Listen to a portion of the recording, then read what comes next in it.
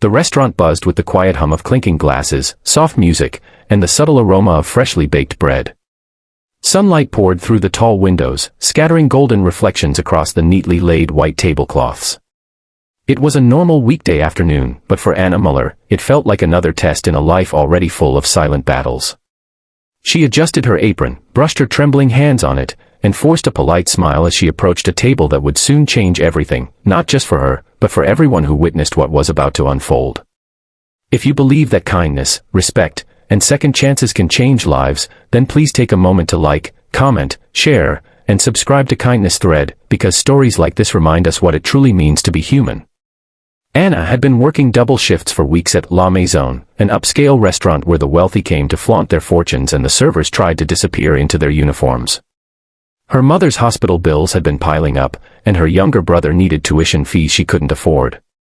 She rarely complained, even when exhaustion blurred her vision or when her feet burned from endless hours of service. She carried herself with quiet dignity, the kind that only people who've known real struggle possess. That afternoon, a group of businessmen entered, their confidence filling the room before they even sat down. Among them was Carl Schneider, a billionaire investor known for his ruthless deals and a tongue sharper than any blade.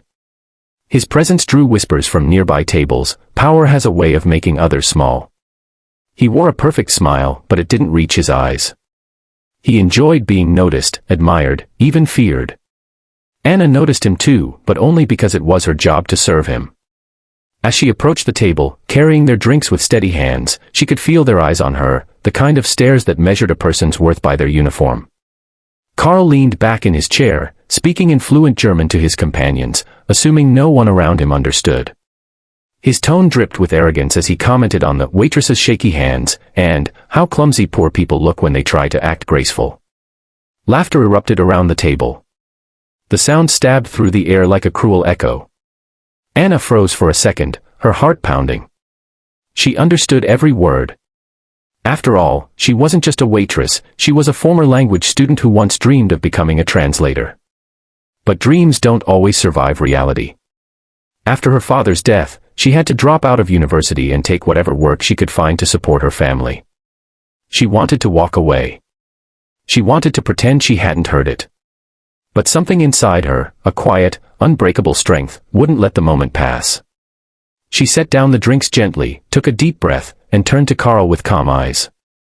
Then, in flawless German, she replied, her tone steady, her words measured, and her voice carrying the quiet authority of someone who had nothing left to lose. She told him that respect doesn't come from wealth, and intelligence doesn't come from status. She reminded him that the language he used to belittle others was one she had once studied out of love, not to show off, but to connect with people. The laughter at the table died instantly. The room seemed to hold its breath. Carl's smirk faded. For the first time, he looked genuinely unsure of himself. His companions glanced at each other awkwardly, their confidence dissolving in silence. Anna didn't raise her voice or seek pity, she simply stood her ground with quiet dignity. Then she walked away, leaving a stunned billionaire staring at his reflection in the wine glass. For the rest of the meal, Carl said very little. The men who once laughed with him now avoided eye contact, their earlier arrogance replaced by unease. Something in Anna's words had struck deeper than she intended. Later, when he asked for the bill, he requested to speak with the manager. Everyone assumed he would complain, perhaps even demand she be fired. Anna's heart sank as the manager called her over. She braced herself for humiliation, the familiar ache of being punished for speaking the truth. But instead, Carl stood up. His face was different now, no longer smug, but strangely human. He apologized, first in German, then in English. The restaurant went silent again, shocked at the sight of a billionaire apologizing to a waitress. He admitted that he had judged her, that he had forgotten what respect truly meant. Then he left a large tip, not out of guilt, but gratitude, and walked away quietly, his entourage following behind. Anna didn't cry, though she wanted to. She simply exhaled, her heart trembling with relief. She had stood up for herself, and for every person who had ever been made to feel small. A few weeks later, life went on as usual. But then, one morning, the restaurant received a letter addressed to Anna. It was from Carl Schneider. Inside, he wrote that their encounter had made him rethink his behavior and his company's culture. He shared that he had grown up poor himself, something he had buried under layers of ego and success. He confessed that he had lost touch with humility and empathy, two things that had once guided his journey. He told Anna that her courage had reminded him of the kind of person he used to be before wealth consumed him. Enclosed with the letter was a scholarship form and a sponsorship offer. Carl had set up a fund in her name to help underprivileged students continue their education. He wanted her to be the first recipient. Anna couldn't believe it. Tears filled her eyes as she realized that a few honest words had not only defended her dignity but also reignited humanity in someone else's heart. She accepted the scholarship, resumed her studies, and eventually became a professional translator, the dream she had once given up. Years later, she would be invited as a guest speaker at a university event about resilience and kindness. As she stood on stage, looking out at the students' faces, she remembered that afternoon sunlight, that restaurant, and that cruel laughter that turned into silence.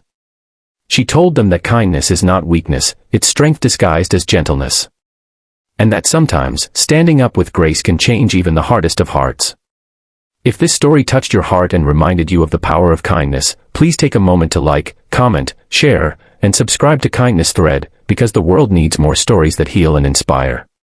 And before you leave, I have a small request. Comment below what you would have done if you were in Anna's place. Would you have stayed silent, or would you have spoken your truth like she did?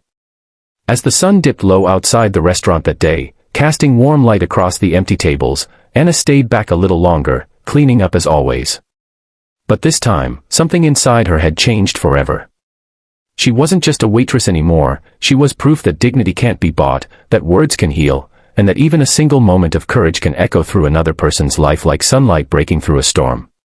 And somewhere, in a tall glass building far away, a billionaire sat by the window, holding a letter with her name on it, and whispering a quiet thank you to the girl who reminded him that wealth means nothing without heart. He spent mornings with the girls, learned their favorite songs, read bedtime stories, and slowly built the life he had once taken for granted. Elena's role naturally grew too, not because he asked it of her, but because she had earned a place in the family's heart. Adrian made sure her life was eased, better pay, fewer hours, more support, because kindness should never be taken for granted.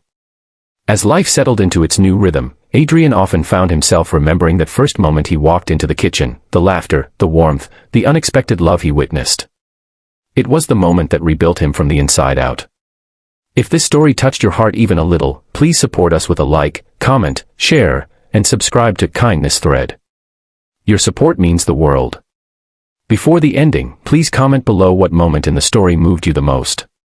In the end, Adrian realized something priceless. Sometimes the greatest miracles arrive quietly, disguised as everyday people with extraordinary hearts. And sometimes, coming home early is the beginning of a brand new life, one filled with love, healing, and second chances.